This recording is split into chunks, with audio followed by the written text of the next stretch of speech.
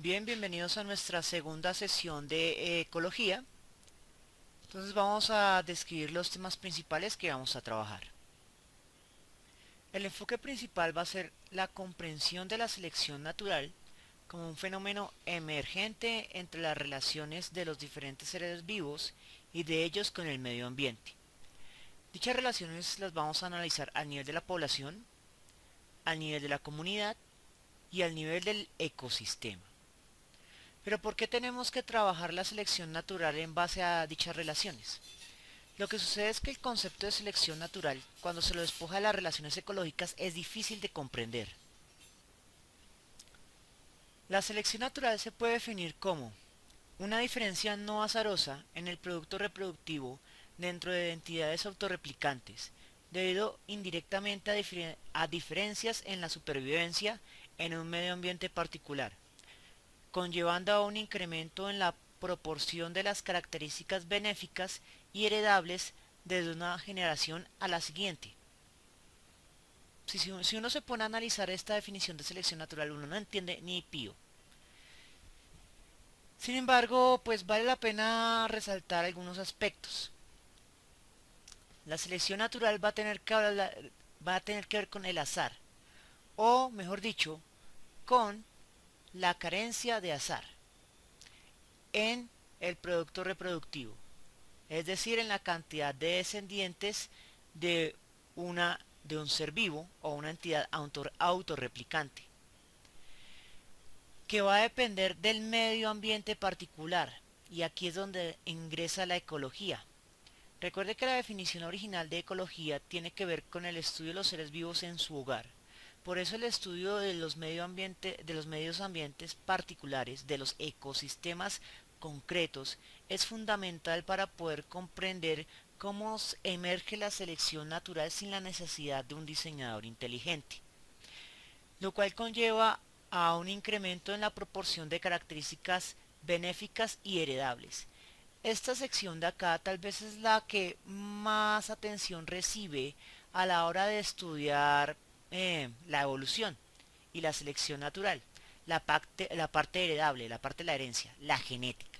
De hecho, cuando usted ve un curso de evolución de nivel universitario, se va a hacer más énfasis en la parte de la herencia que en la parte del medio ambiente, lo cual es algo un poco triste, ya que eso corta la parte de cómo poder explicar el surgimiento de la selección natural como un fenómeno emergente. Hasta el momento, solo hemos estudiado el nivel de complejidad del individuo multicelular. Dentro de ese nivel de complejidad hemos analizado sus componentes internos en términos de sistemas de órganos. Por ejemplo, el sistema de intercambio de gases o sistema respiratorio, el sistema digestivo,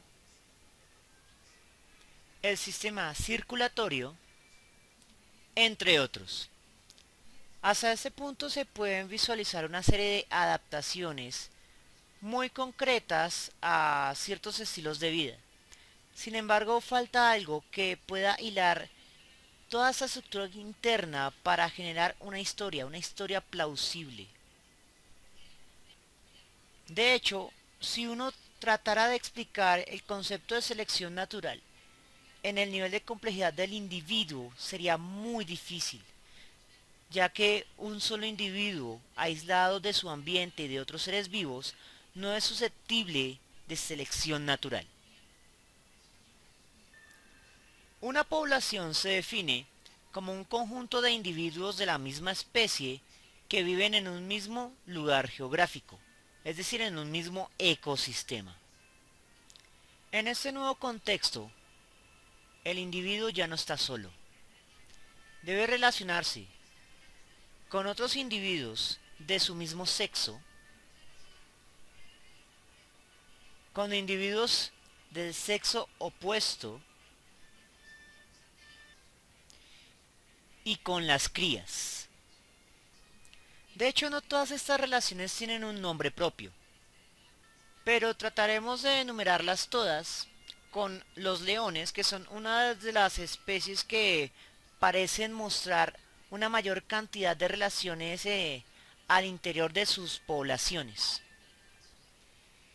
El primer tipo de relación tal vez es el más directo, el cual sucede entre individuos generalmente del mismo sexo, aunque en algunas especies puede ser de sexo diferente, y es la competencia intraespecífica, la competencia que ocurre entre miembros de un mismo sexo.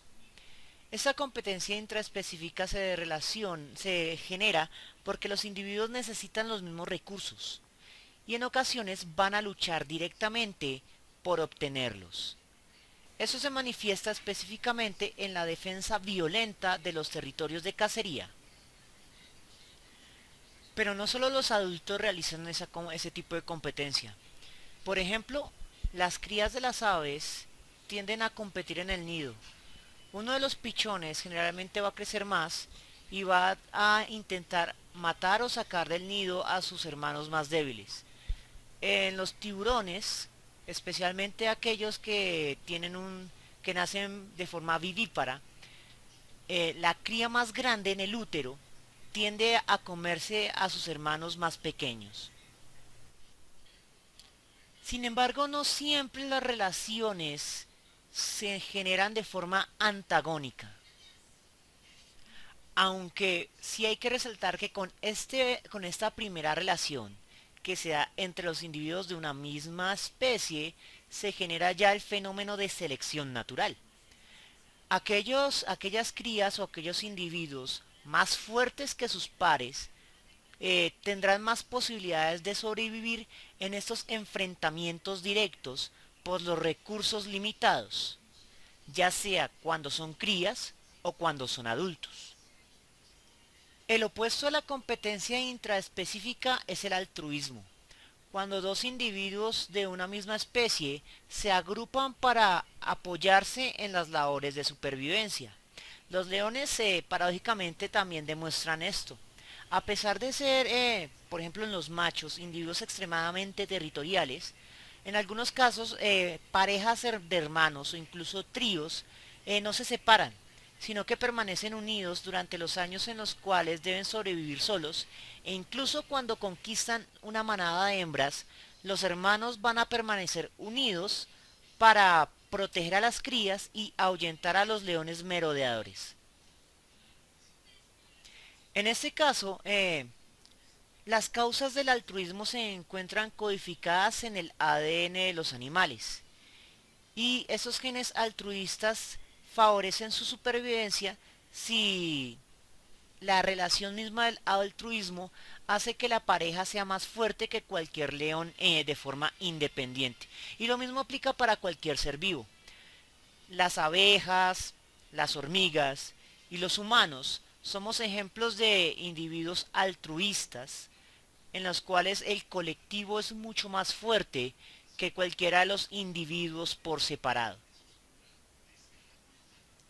La selección sexual es otro de estas relaciones a nivel de la población que son bastante evidentes. De hecho, el propio Charles Darwin la mencionó como un ejemplo de selección natural. La selección sexual se puede definir como la selección que hacen los miembros de un género sobre algún rasgo específico de individuos en el otro género. Por ejemplo, al parecer a las hembras del pavo real les gusta que los machos tengan una cola bastante colorida y bastante pesada. Este tipo de rasgos incómodos que se generan en los géneros tienden a denominarse como handicap. Por ejemplo, en algunos peces los machos tienden a tener coloraciones bastante vistosas, colas muy grandes. En las aves también se genera un enorme colorido, generalmente en los machos. Pero, ¿qué indica esta desventaja, este hándicap? Al parecer, las hembras seleccionan a los machos capaces de sobrevivir a pesar de todas estas incomodidades. Un macho débil no podría sobrevivir portando estas estructuras incapacitantes. Por eso los machos que logran sobrevivir a la edad reproductiva con una estructura incapacitante demuestran su fuerza. Los leones también tienen este tipo de selección sexual. La melena, por ejemplo, es una estructura que nos sirve para camuflarse. Calienta demasiado en un ecosistema que ya de por sí es muy cálido, por lo tanto favorece la muerte por golpe térmico y la deshidratación. Adicionalmente, las hembras parecen atraídas a los leones con melenas negras, las cuales sirven mucho menos para camuflarse y absorben más calor que las melenas claras. Y algunos podrían decir que en el ser humano un ejemplo de hándicap sería tener un carro costoso que no tenga una función útil como los carros deportivos, pero eso es simplemente un punto de vista personal. En cualquier caso, estas relaciones crean dinámicas al interior de la fecundidad de la población. La selección sexual es el ejemplo más claro. La selección que hace un género sobre un rasgo hace que ese rasgo se intensifique y lo que genera una guía en el proceso de evolución. Fíjese que en los handicaps se genera un proceso de selección natural en el cual los individuos no se hacen más fuertes necesariamente, no se hacen más aptos. La cola del pavo real, los colores de las aves, la melena de los machos, de hecho disminuyen su probabilidad de supervivencia. Lo cual nos permite decir que el proceso de selección natural no tiene una guía definitiva hacia un perfeccionamiento. De allí que los biólogos siempre afirman que el proceso de selección natural y de evolución adaptativa no tiene una guía clara, no tiene un fin eh, ontológico, por así decirlo. Bien, eso es todo por el momento sobre las relaciones ecológicas y vale la pena aclarar que la selección natural no se restringe únicamente a la competencia intraespecífica, al altruismo o a la selección sexual. Hay otros fenómenos que van a generar selección natural, pero que deben ser vistos en el siguiente nivel de complejidad, que es la comunidad. Hasta entonces, buena suerte.